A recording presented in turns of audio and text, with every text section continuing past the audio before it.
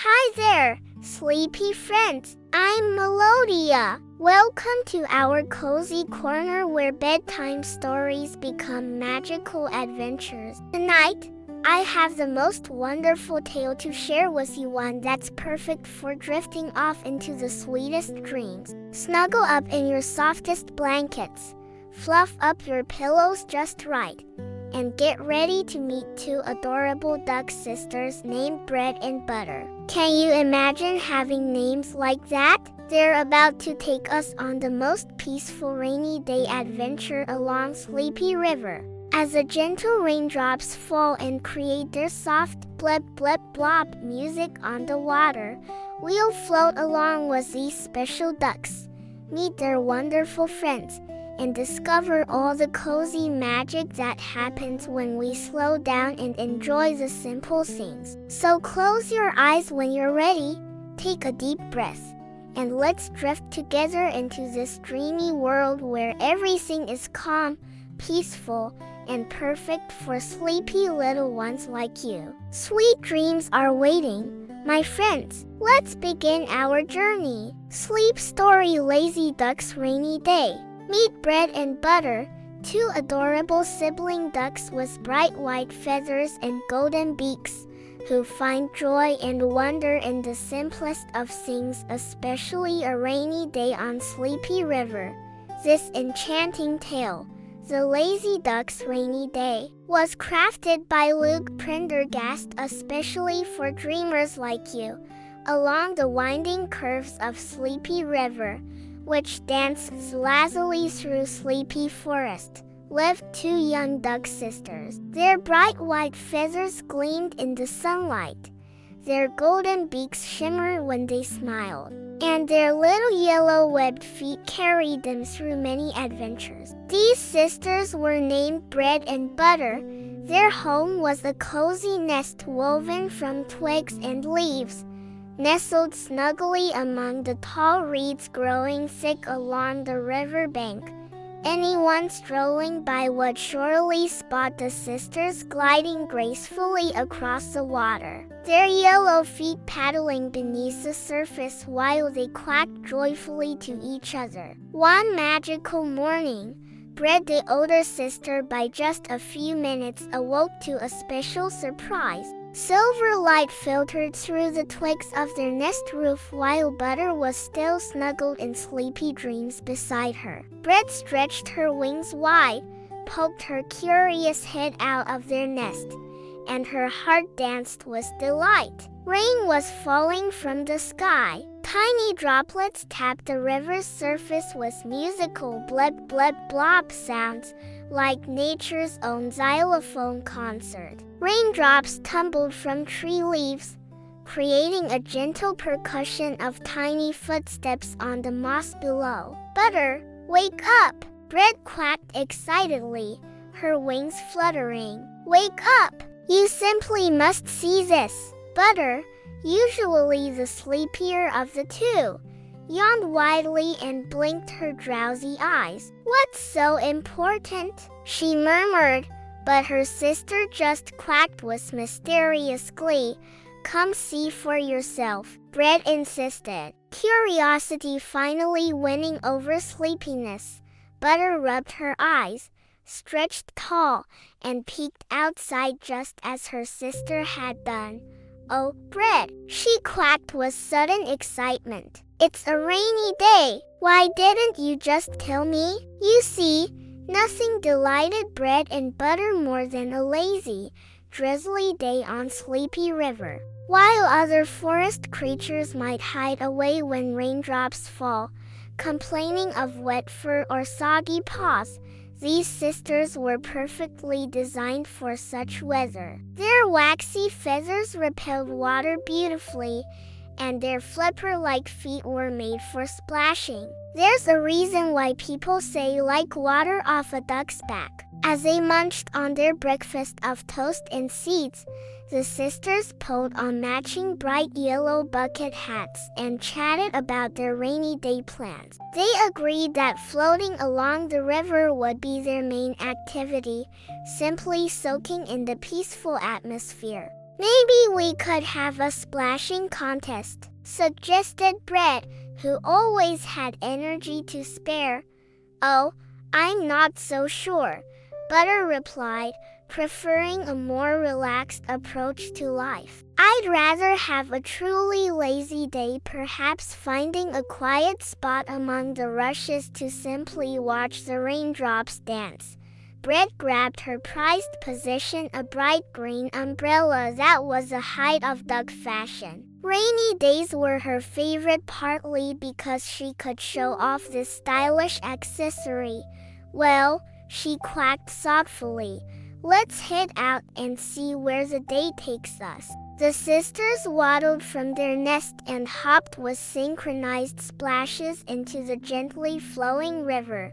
Ah, isn't this absolutely wonderful? Sighed Bread as cool water streamed over her feathers. The perfect kind of day, Butter agreed with a contented smile.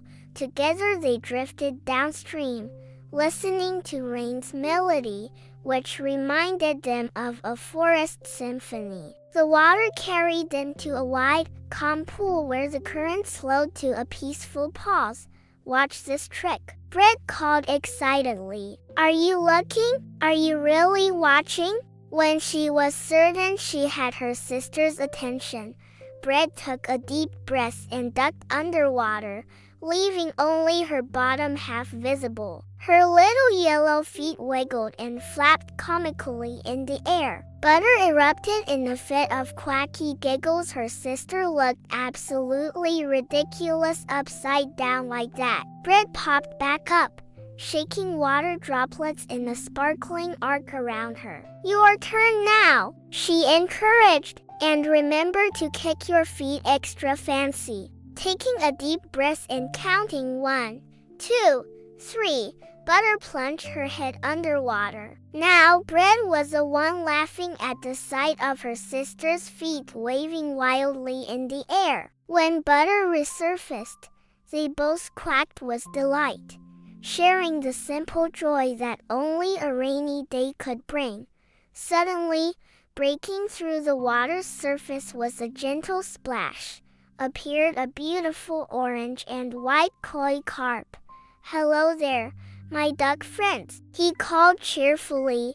The sisters flapped their wings in happy greeting. Hello, Koji, they quacked in unison, recognizing their old friend. How are you enjoying this lovely rainy weather? Simply splendid, Koji replied. Who could possibly complain about such glorious weather? The ducks gazed skyward at the falling raindrops, nodding in complete agreement. Koji mentioned that he'd observed their underwater adventures and wondered if they might enjoy an actual dive below the surface. A dive? Bread asked curiously. What exactly do you mean? Koji explained that diving meant swimming all the way down to explore the riverbed below. There are magnificent treasures down there, he tempted. Beautiful pebbles of all colors. I'd be happy to guide you. Butter thought diving sounded rather energetic for what was supposed to be a lazy rainy day, but seeing the sparkle of excitement in her sister's eyes, she quacked. All right, Koji, show us your underwater world. The kind koi demonstrated that if they ducked their heads underwater as before, but then kicked powerfully with their webbed feet, they could propel themselves all the way to the riverbed. Let's try together, he encouraged.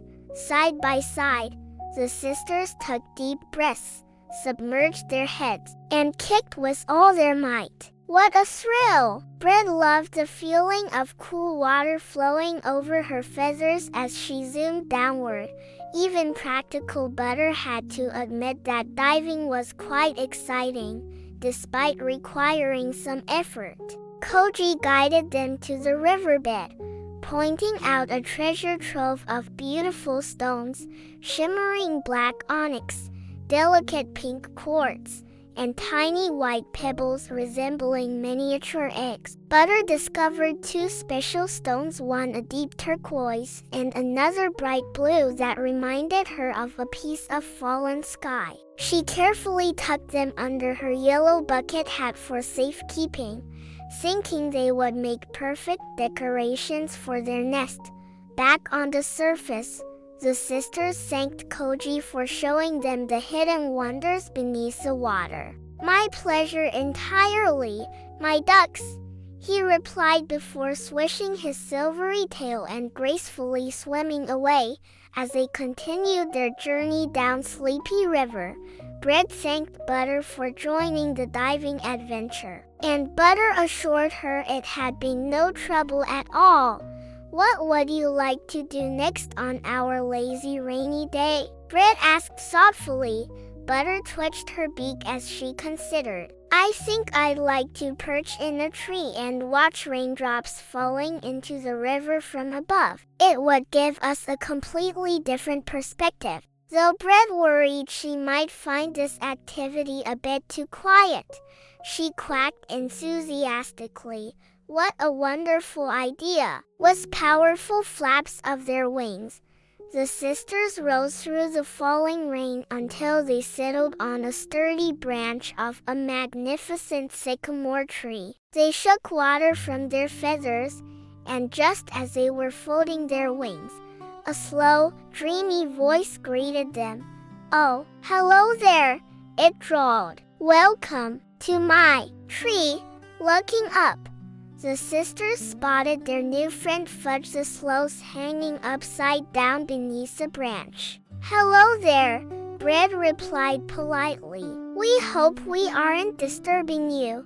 We just came up here," Butter explained, "to quietly watch the rain from above." "Not at all," Fudge responded at her unhurried pace. "I always enjoy company." Bread tilted her head curiously at the sloth, wondering why she spoke as if constantly forgetting what she wanted to say. "Why do you hang upside down like that?" she asked with duck-like directness. "Oh," Fudge replied, "because it's much more comfortable to be off your feet rather than on them." This caught Butter's attention, as she too appreciated comfortable resting positions. "Really? Why is that?"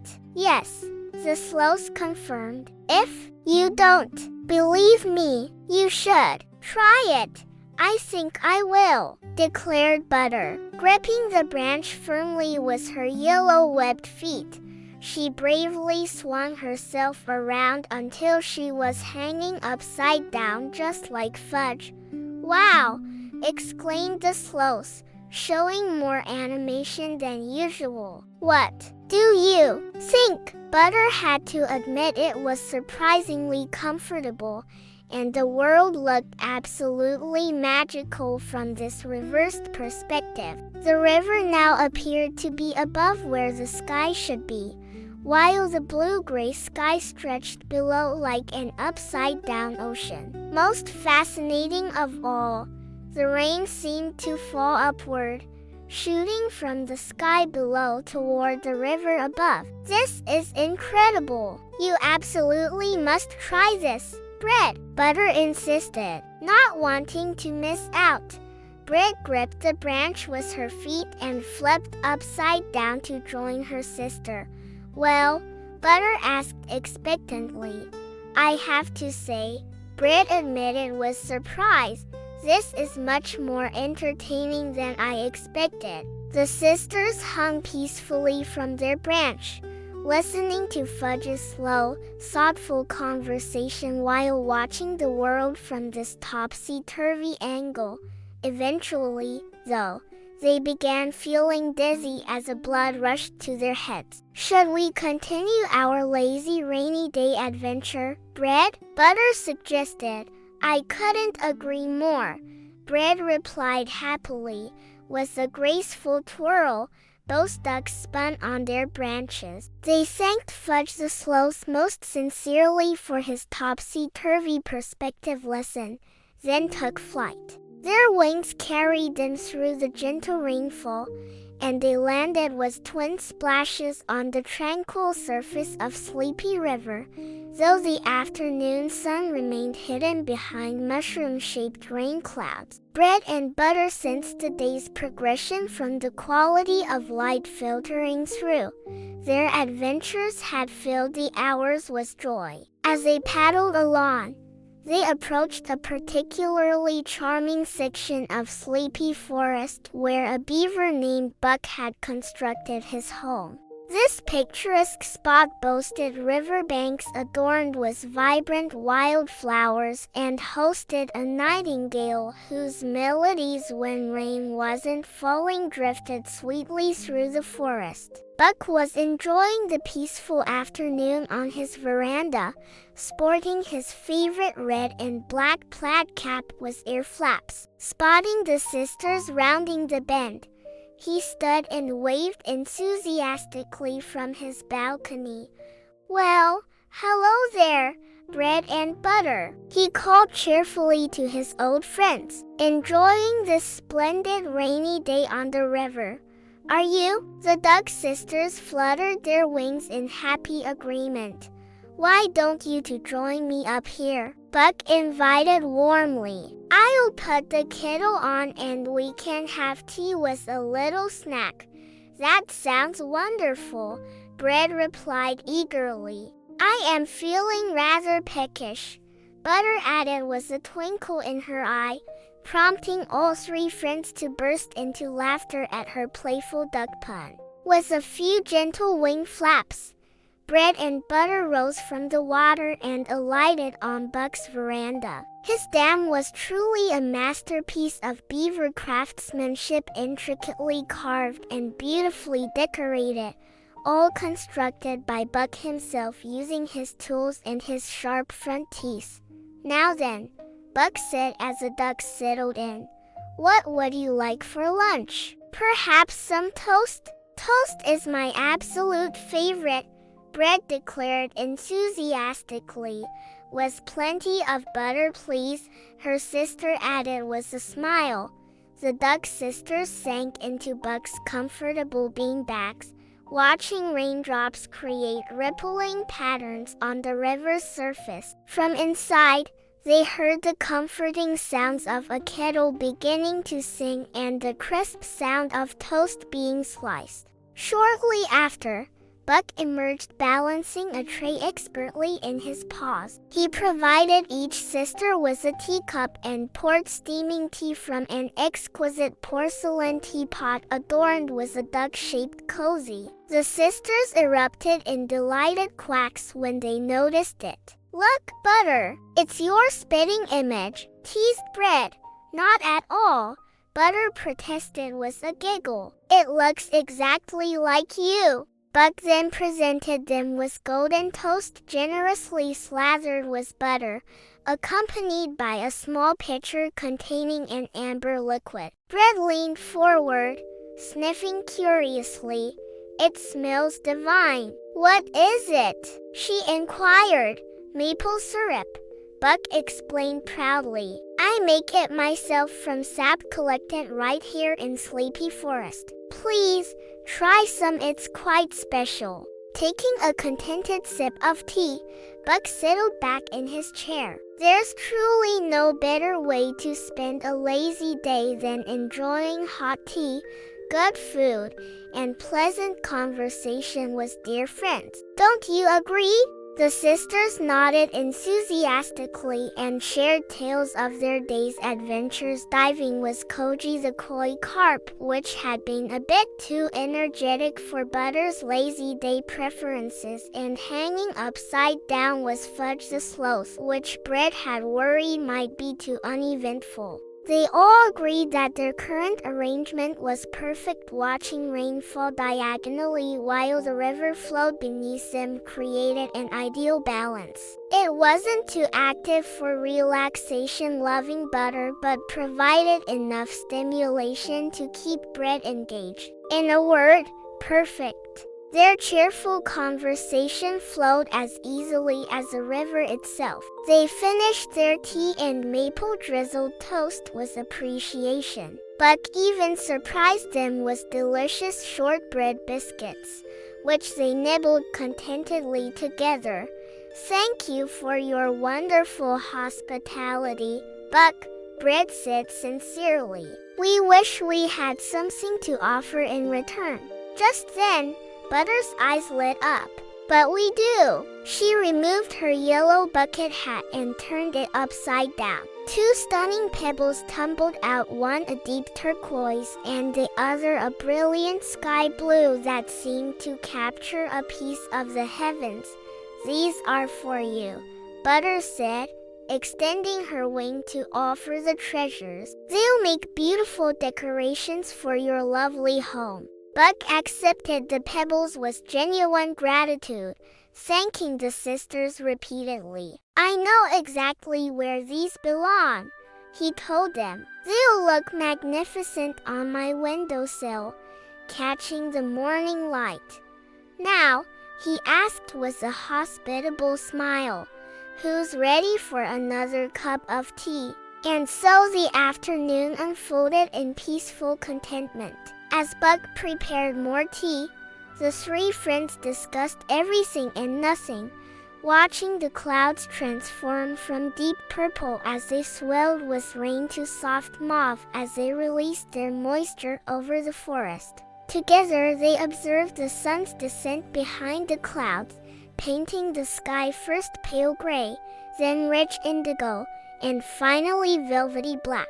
Eventually, Bread glanced at her sister. "I think it's time we headed home, Butter. Bedtime is approaching." "You're right," Butter agreed with a sleepy yawn. The day has flown by. After expressing heartfelt thanks for Buck's hospitality, the sisters swam upstream to their cozy reed-nestled home. They removed their bucket hats, dried their wings with gentle shakes, brushed their beaks, and pulled on warm sleeping socks as they snuggled down into their beds. Butter murmured drowsily, "That was truly the most wonderful rainy day adventure, wasn't it?" "Absolutely," Bread agreed. "The most perfect lazy rainy day ever." Despite their lazy day, both sisters felt pleasantly tired. "Good night, Bread," Butter whispered softly. "Good night, Butter," Bread replied with affection. As the Duck sisters drifted toward slumber, neither realized they shared the same final thought before sleep claimed them. What adventures might tomorrow's weather bring? And now, my dear sleepy friends, let me share another wonderful tale. As we snuggle deeper into our cozy blankets, I want to tell you about George, a curious cat who lives way up high in the sky, and his wise owl friend, Barnaby. Tonight, they're going on the most magical adventure inspired by a beautiful poem. So close your eyes, take a deep breath, and let's sail away together in the pea-green boat, exploring a world filled with wonder and magic. Are you ready? Here we go. Ollie and his brother Oscar live at the very top of a very tall, very gray building. Sometimes their home is so high in the sky that they live above the clouds, looking out onto a rolling world of white. But on days when it's clear, they can see for mile after mile, looking across at all the other very tall, very gray buildings. Oscar and his brother Ollie live on the edge of one of the largest cities in the world. If they look out of the windows on the right side of their home, all they see is a sea of gray and concrete. But if they look out of the windows on the left side of their home, they can see the smooth billows of green hills leading up to purple mountains that disappear into the sky. They count themselves as very lucky indeed because they are one of the few homes in this city that has such a wonderful, endless view. They share their home with their parents and, perhaps even more importantly, their large gray cat called George. George is something of a giant, a huge ball of a cat who likes to leap from Oscar's lap to Ollie's lap and back again, snuggling into their hugs and purring softly as their fingers ripple through his fur. When Oscar and Ollie go out to school, George spends his time curled up on the windowsill, looking out at the green world that stretches forever into the distance. From his great height, everything is made miniature, and he isn't quite sure how large the duck pond really might be, or whether the trees are as tall as him, or as tall as Oscar, or goodness, even taller than that. At night, George sometimes sleeps on the end of Oscar's bed, and sometimes sleeps on the end of Ollie's bed, and sometimes he returns to the windowsill to look out over the silent world. Everything is so much more peaceful at night. There are no cars sending the noise of their honking horns drifting up to him, and no ambulances with sirens, and no groups of schoolchildren shouting as they set off home. At night, after the street lights have been dimmed, after everyone in every room in every building has gone to sleep, there is a stillness to the world. George loves the nighttime for the stillness and for the visits from his friend Barnaby, who sometimes swoops by to see George, his long wings white against the black of the night. It's odd that a cat and an owl should be friends, but friends they are. George tells Barnaby everything Oscar and Ollie learned in school each day, and Barnaby tells George all about the world he has only ever seen but never visited. Thanks to Barnaby, George has become very good at imagining the feel of grass beneath his paws, the scent of flowers in the air, and the way droplets of water might hang gleaming with rainbows from his fur. On this night, a particularly still and clear night when a million stars light up the sky and it seems as if the moon has had an extra polish, George is telling Barnaby all about a poem that Oscar learned in school. It's all about, he tells him, an owl and a cat. Barnaby pricks up his ears. This sounds much more interesting than the complicated sums George had tried to explain a few nights ago. To be honest, Barnaby hadn't been quite convinced that George really understood what he was talking about, but he was far too polite to mention this to his friend. But a poem was right up Barnaby's street. He loved the music of poetry, and one about an owl and a cat was definitely going to be one worth listening to. He settled onto his perch and listened as George recited the lines. The owl and the pussycat went to sea in a beautiful pea-green boat. They took some honey and plenty of money wrapped up in a 5-pound note. Barnaby sighed. It sounded wonderful. In his mind's eye, he pictured George sat at one end of a little sailing boat and him at the other. With a start, he realized he'd missed a few lines. They sailed away for a year and a day to the land where the bong tree grows. And there in the wood a peggy wig stood with a ring at the end of his nose. Barnaby started wondering where they might find a bong tree, for he'd certainly never seen a tree with such a name, and he'd never met a pig with a nose ring. But if humans could have them, why not pigs? George hadn't slowed down for Barnaby's wondering mind, and so he listened in again and heard the final lines. They dined on mince and slices of quince, which they ate with a runcible spoon, and hand in hand on the edge of the sand they danced by the light of the moon. The moon! The moon! They danced by the light of the moon. George sighed as he finished the poem and looked across at his friend. "Doesn't it sound wonderful?" he said. Barnaby nodded. "We could make it happen, you know," he said thoughtfully. "Perhaps not for a year and a day. I think Oscar and Ollie would be terribly upset if you disappeared for that long. But yes, I know where we could find just such a boat." George looked across at his friend. His paws needed the concrete beneath, and he imagined trailing them over the side of a boat and feeling the sea. He thought about seeing rings in pigs' noses and finding out what a palm tree looked like, and stared at his paws to try and work out how they might hold whatever a runcible spoon might be.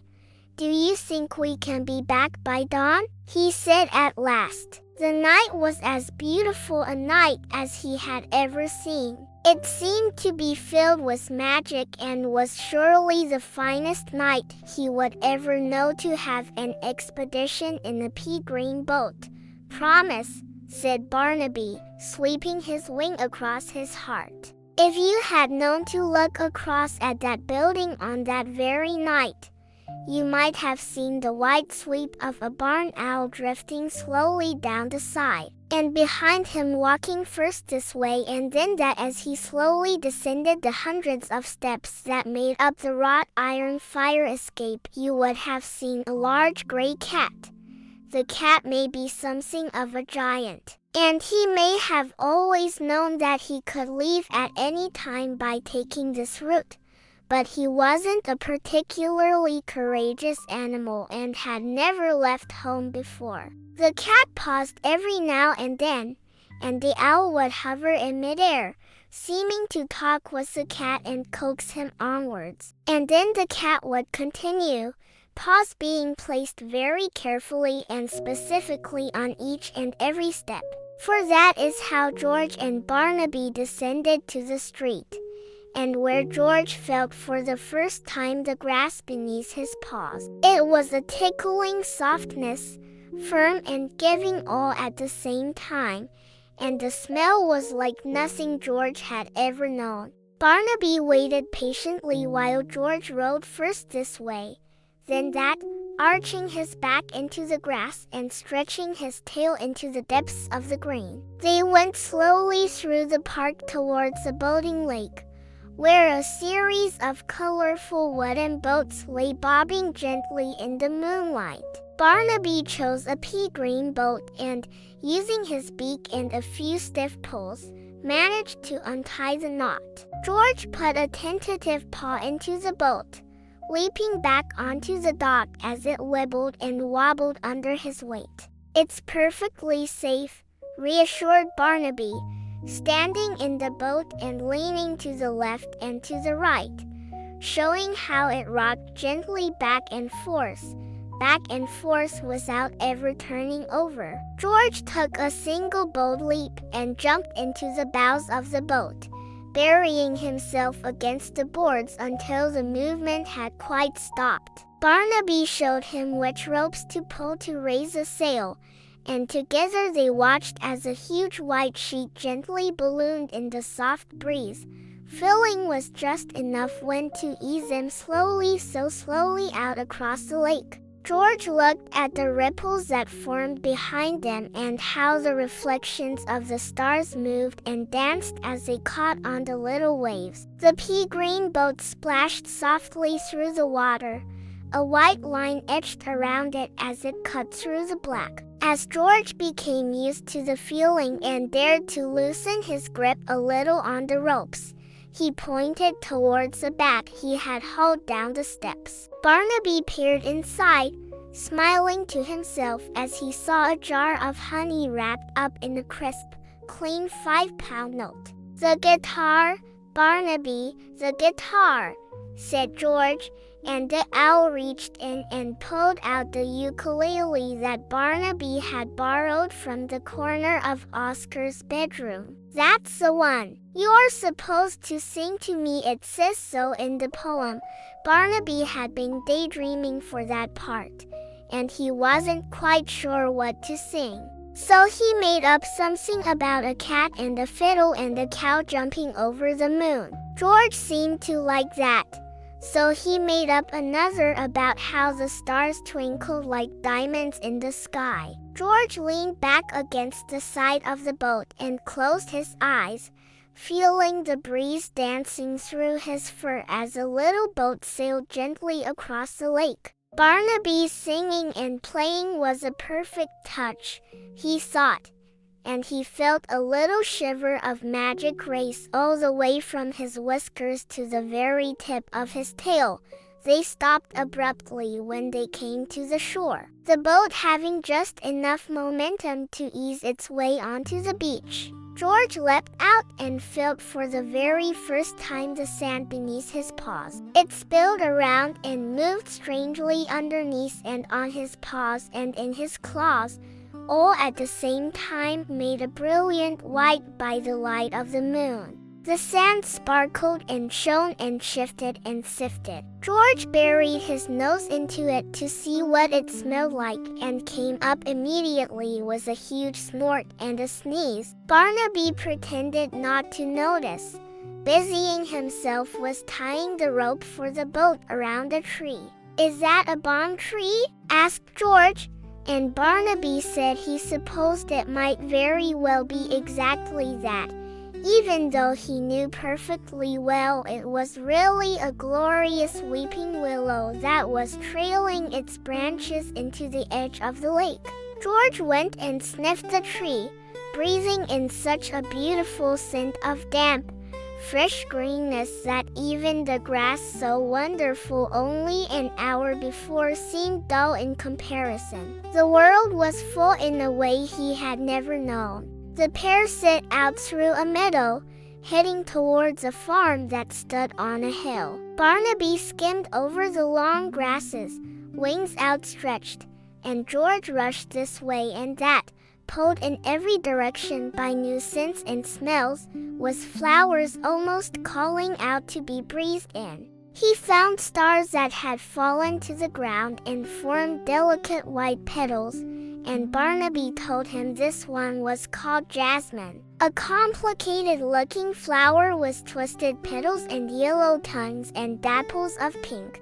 There was honeysuckle and some tiny purple flowers that stayed close to the ground and grouped together. Barnaby told George these were something called night-scented stock, and George thought this really rather wonderful that Mother Nature had thought to put together some flowers that smelled especially beautiful during the night. It felt for a moment as if everything had been placed there specially for him to find, to show him how much magic there is if we only go even a little way from our front door.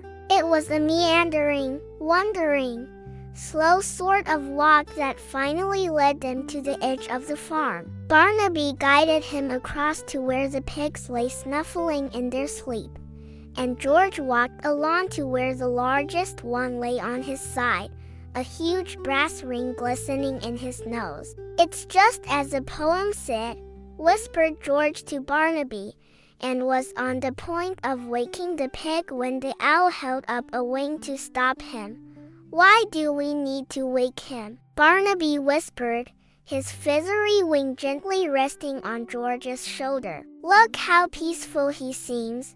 The pig lay snoring softly, moonlight glinting off the brass ring in his nose. George paused, suddenly feeling rather foolish. He remembered the poem clearly, the owl and Pussycat using a pig's ring for their wedding ceremony, with a turkey as the officiant. But as he glanced at Barnaby's kind eyes, he realized that while their friendship was precious, marriage certainly wasn't what tonight's adventure was about. "I just had a question for him," George mumbled, quickly adding, "but you're absolutely right. It can wait. Let's not disturb his dreams." Relief washed over George as they tiptoed away. His gray fur hid the warm blush spreading across his face as they made their way back down the hillside toward the moonlit beach. As they reached the shore, George began unpacking their midnight feast. "I must confess," he said with a sigh, "I haven't the faintest idea what a proper runcible spoon looks like." He held up an ordinary teaspoon, its silver surface capturing the moonlight. "Will this suffice?" "It's absolutely perfect," Barnaby assured him, carefully arranging the corners of their tartan picnic blanket on the sand.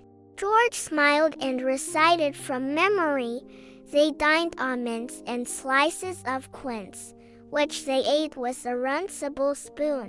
His eyes suddenly widened with excitement, and hand in hand on the edge of the sand they danced by the light of the Barnaby. "We simply must dance." Before the owl could respond, George had sprung to his feet, pulling his friend up with him. Paw clasping wing, they swayed together along the shoreline, their shadows stretching long across the silvery sand. From a nearby willow, a nightingale began to sing, its melody pure and sweet in the still night air. A bullfrog, not wanting to be outdone, hopped onto a lily pad and added his deep, resonant croaks to their impromptu orchestra.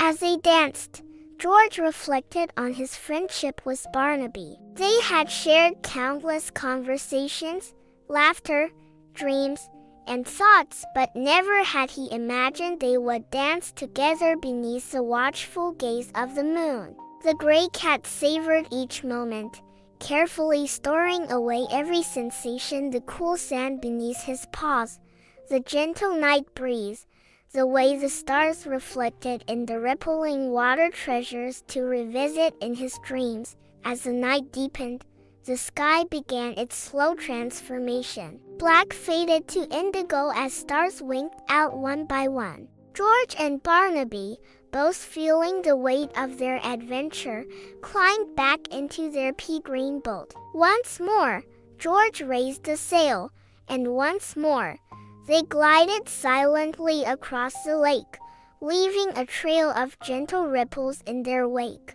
By the time they reached the opposite shore, George's eyes were growing heavy. Though he had spent countless nights gazing at the stars, never had he experienced so many new wonders in a single evening. His paws felt leaden as he secured their boat at the little dock and began the journey across the dew-dampened grass toward home. Knowing Oscar and Ollie would soon be stirring, George hurried, but allowed himself one final indulgence, finding a patch of jasmine to inhale its sweet perfume one last time. Barnaby accompanied him up the fire escape, watching as the tired cat climbed each step with increasing effort. Each riser seemed to grow taller than the last, and George longed for the comfort of Ollie's bed, the softness of familiar blankets. At the top, Barnaby waved farewell before flying off to his cozy nest in the hollow of a horse chestnut tree. George carefully returned each borrowed item, the ukulele to Oscar's room, what remained of the honey to the kitchen shelf, and the dishes to join tomorrow's washing up. With his last bit of energy, George padded across the carpet and leapt onto Ollie's bed. He turned in circles, making a perfect nest of blankets, and settled in with a contented sigh. Unlike other nights, when he'd fallen asleep dreaming of adventures he might have, tonight his dreams were filled with memories, real memories of dancing with Barnaby by the light of the moon. And so he slept, his soft gray fur rising and falling with each breath, dreaming of moments that had been, moments that might yet be, and moments made possible only when we open our hearts to the magic that surrounds us in this wonderful world. And so George the cat drifted off to sleep, dreaming of his magical adventure under the moonlight. What a beautiful journey that was, wasn't it?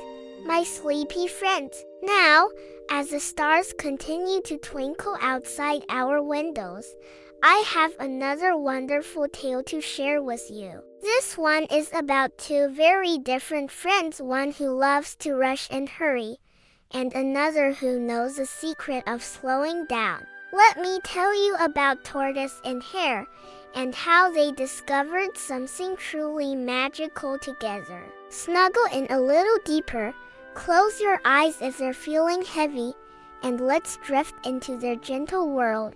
Every morning, Hare would bound out of bed, his mind already racing with the day's activities. Always in motion, always thinking, always rushing, his head so full of busy thoughts that he sometimes feared they might tumble right out of his floppy ears. One particularly sunny morning, Hare was running along, his mind focused on his lengthy to-do list rather than the path ahead. He was so distracted that he collided with Tortoise, who was enjoying a peaceful rest in the grass. Hare quickly apologized and prepared to dash away. "Why such hurry?" Tortoise asked, his voice unhurried and calm. "Things to do," Hare explained breathlessly. "So many things to do." Curious, Tortoise inquired what these important tasks might be. Hare scratched one ear thoughtfully. "Fields to run through, rivers to leap over, bridges to bound across." He hesitated, realizing he couldn't quite recall the rest of his urgent agenda. Tortoise slowly shook his head. "That sounds utterly exhausting. You must sleep wonderfully after all that activity." Hare admitted that despite his physical tiredness, sleep often eluded him. His mind remained alert, already planning the next day's rush of activities. "Isn't everyone like that?" he asked. "Don't all creatures lie awake with busy thoughts? Doesn't everyone struggle to sleep?" "Not everyone," Tortoise replied serenely. "I sleep deeply each night." Hare's nose twitched with confusion. "But what about your thoughts? Don't they keep you awake?" Tortoise explained that he had discovered how to clear his mind throughout the day, ensuring peaceful thoughts by nightfall.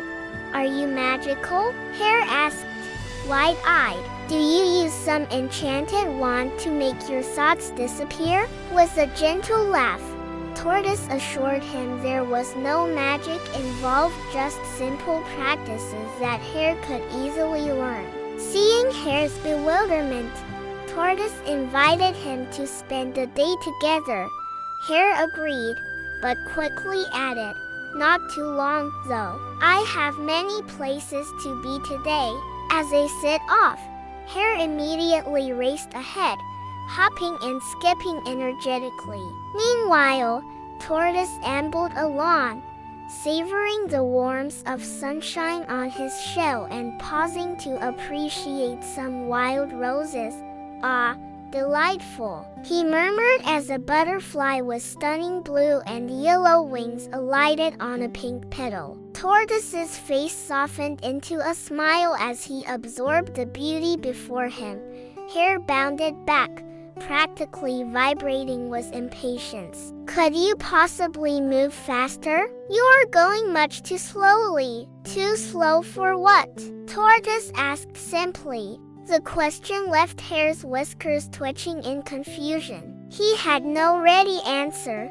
Tortoise suggested gently, "Perhaps instead of me speeding up, you might try slowing down?" Hare's eyes grew round with surprise. "Slow down? I never slow down. I'm not even sure I know how." With a kind smile, Tortoise asked if he might at least try it once. Seeing Tortoise's encouraging expression, Hare agreed to make an attempt. He walked slowly alongside Tortoise, swinging his arms in what he hoped was a relaxed manner. When Tortoise stopped to smell flowers, Hare did too, inhaling the sweet fragrances. He agreed the scents were wonderful, but despite his best efforts, His feet simply wouldn't cooperate. Before he could stop himself, they broke into a run, carrying him 5 fields away before he realized what had happened. Sheepishly returning to Tortoise, Hare confessed it seemed impossible for him to move slowly. "Follow my lead," Tortoise suggested, demonstrating a slow, measured pace while counting softly. 1, 2, 1, 2, 1, 2. Though it seemed peculiar, Hare joined in, counting his own steps. Gradually, he managed to match Tortoise's relaxed rhythm. To his surprise, Hare found himself thinking only about his steps, nothing else. The counting created a soothing cadence that calmed his usually racing mind. 1, 2, 1, 2, 1, 2. But the peace was short-lived. Soon, busy thoughts began creeping back, reminding Hare of all he needed to accomplish that day. In this enchanting bedtime tale, we follow Tortoise and Hare as they discover the magic of slowing down.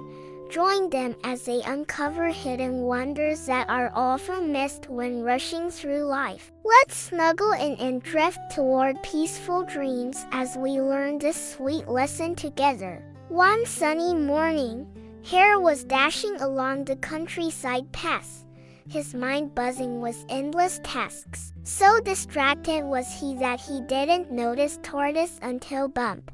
He collided with his slow-moving friend who was enjoying the morning sun. "Why such hurry, friend?" Tortoise asked with a serene smile.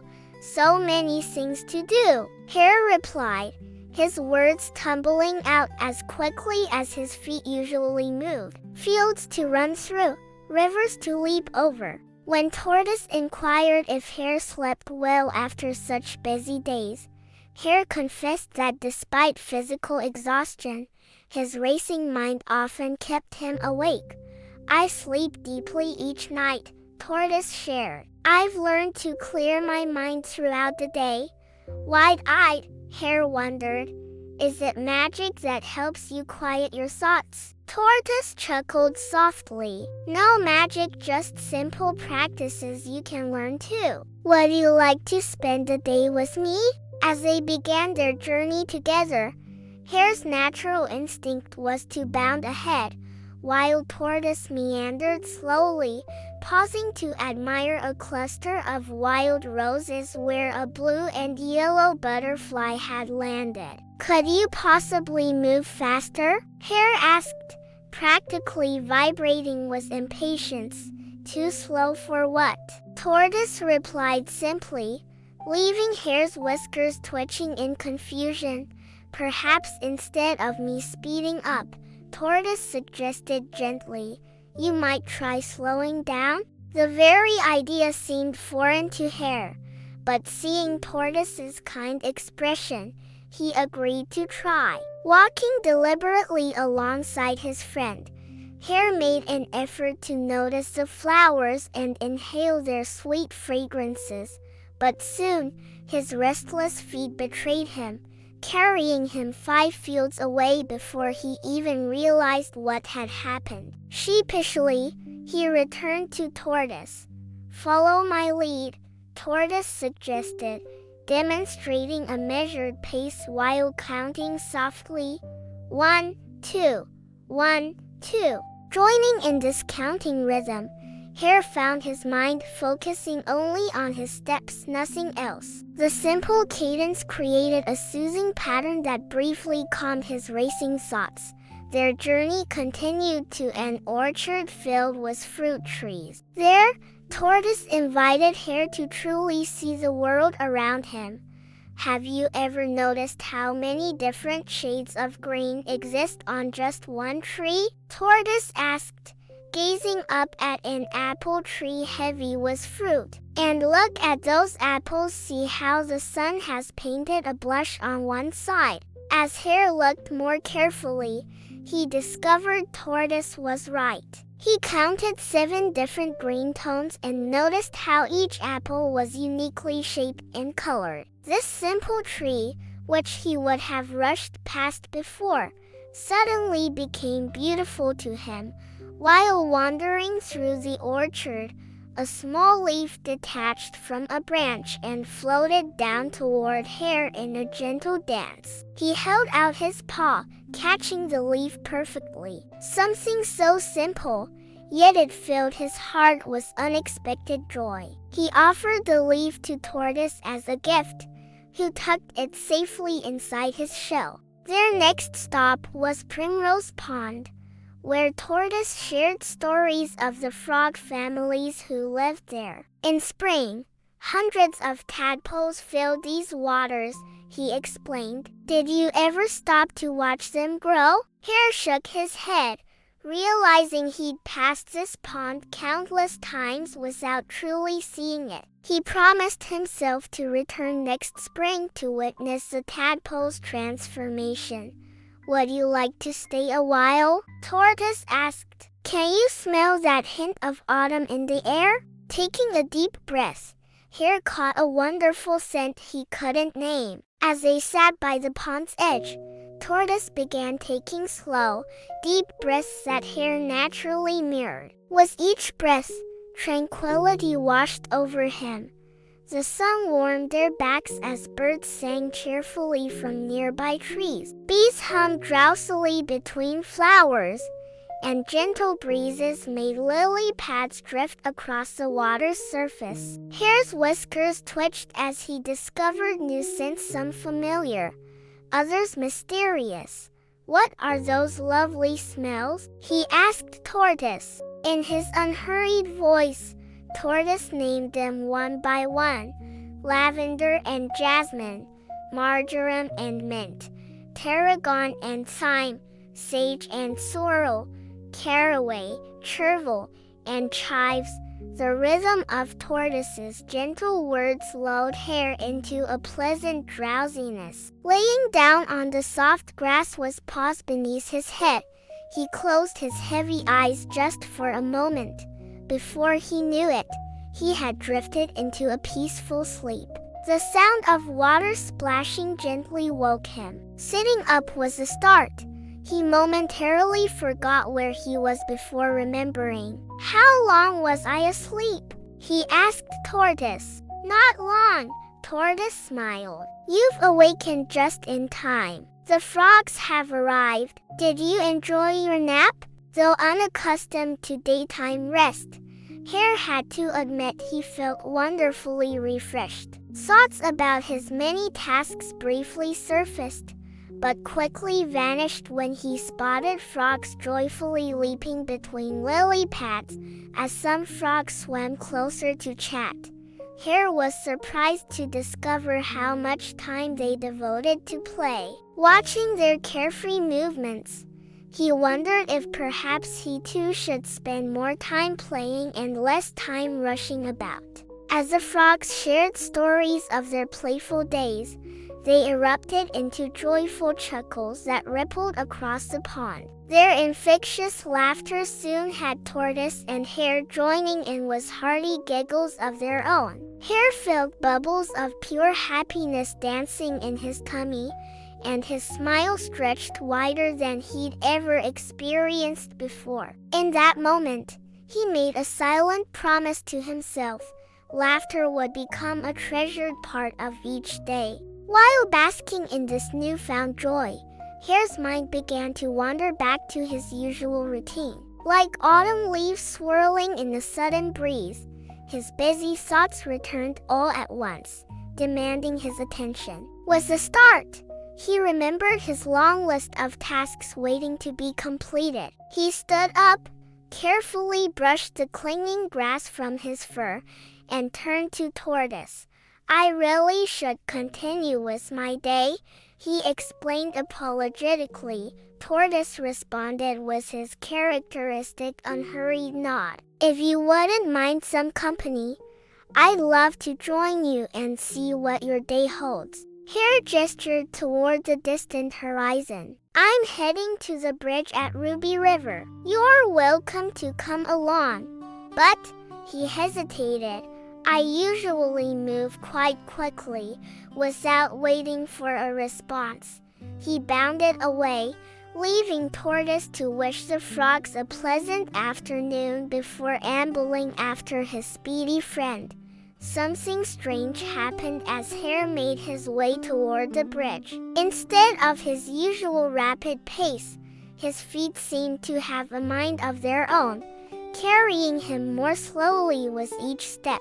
Rather than fixing his gaze on his destination, his eyes wandered to the meadow's colorful tapestry, vibrant wildflowers and aromatic herbs painting both sides of the path. Almost unconsciously, he paused to breathe in their sweet, earthy perfume. Each deep breath seemed to slow his rhythm further until he found himself walking rather than running, savoring each step of the journey. When Hare finally reached the bridge spanning Ruby River, his usual impulse to rush across faded as the mesmerizing water below caught his attention. Something about its gentle, unhurried flow beckoned to him. Following this unexpected urge, he settled in the middle of the bridge and dangled his legs over the edge. His gaze followed the river's dance around the vibrant red rocks that had given the waterway its name. As he watched, time itself seemed to slow to match the river's peaceful pace. A contented sigh escaped Hare's lips. To his surprise, Tortoise soon appeared beside him, not nearly as far behind as Hare had expected. Together they sat, admiring the river below. Hare excitedly pointed out uniquely shaped stones and the water's playful patterns as it journeyed downstream. Nodding appreciatively, Tortoise directed Hare's attention to tiny silvery fish darting between the larger rocks, nearly invisible until one knew where to look. They watched as leaves and twigs floated by, carried on the river's gentle current. Curiosity bloomed in Hare's mind about his companion's daily life, so different from his own rushed existence. Tortoise shared stories of his wanderings through forests and meadows, describing how he immersed himself in nature's ever-changing symphony. He spoke of watching the seasons transform, the world's spring days lengthening into summer, then gradually shortening as autumn arrived. With particular fondness, he described the sun's morning arrival through the trees and its evening departure, painting the sky in magnificent shades of pink and purple. Hare's second happy sigh came with a promise to himself. He would make time to truly see the natural wonders around him. In his gentle, melodious voice, Tortoise continued painting verbal pictures, a tiny ladybird alighting on a daisy's delicate petal, spring's first lambs leaping with uncontained joy, the forest's changing floral display from early snowdrops to late heathers, summer mornings bathed in golden light, and winter's first magical snowfall transforming the familiar landscape into something new and wondrous. Hours passed as the unlikely friends remained on the bridge, their conversation flowing as steadily as the river below. They discovered surprising connections despite their differences, shared joys, similar dreams, complementary perspectives. As afternoon surrendered to evening, the sky's blue canvas darkened to indigo. A nightingale's sweet melody filled the air, soon joined by an owl's gentle hooting, nature's own evening concert. Noticing the deepening twilight, Hare mentioned he should head back to his burrow. "Have you ever experienced sleeping beneath the stars?" Tortoise inquired. When Hare shook his head, Tortoise described a nearby tree with exposed roots forming a perfect natural shelter. They could rest there, gazing at stars through the branches, perhaps even hearing a bedtime story from the friendly tawny owl who often roosted there. The suggestion sounded magical to Hare's ears. With grateful acceptance, he followed Tortoise toward the tree. Each step brought increasing weariness to his limbs, a pleasant tiredness born from a day well spent rather than his usual exhaustion from rushing everywhere. Reaching their destination, Tortoise settled comfortably at the tree's base. Hare gathered soft moss to create a cozy nest around his friend before finding his own perfect spot. Together they gazed upward through the branches as stars began to appear one by one in the darkening sky. Tortoise pointed out each new arrival, naming constellations and sharing their ancient stories. Hare marveled at how he'd never before noticed their brilliant sparkle and twinkle, these jewels that had always adorned the night sky above him. A resonant hoot announced the arrival of a tawny owl on a branch above. She greeted them warmly, inquiring about their adventures.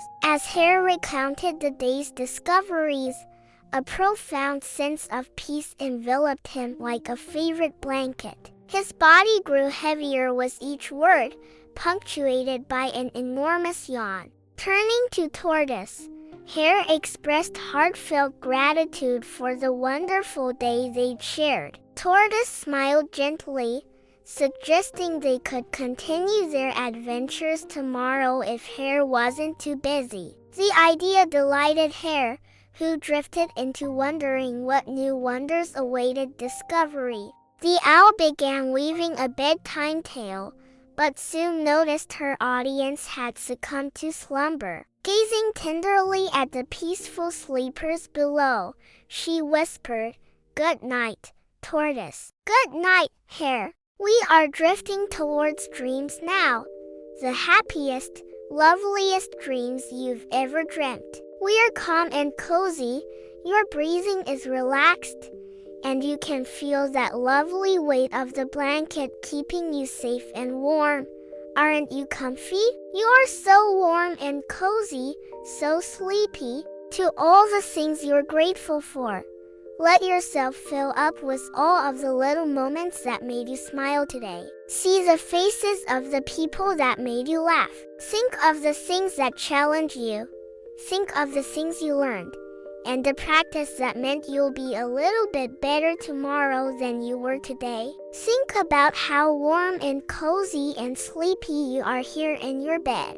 What a day you had! Wonderful things lie ahead for you too. You will have wonderful adventures tomorrow and the next day and the one after that. The whole world is waiting for you, but there's no rush. There's nothing more to do today. All that's left for today is rest and cozy sleep.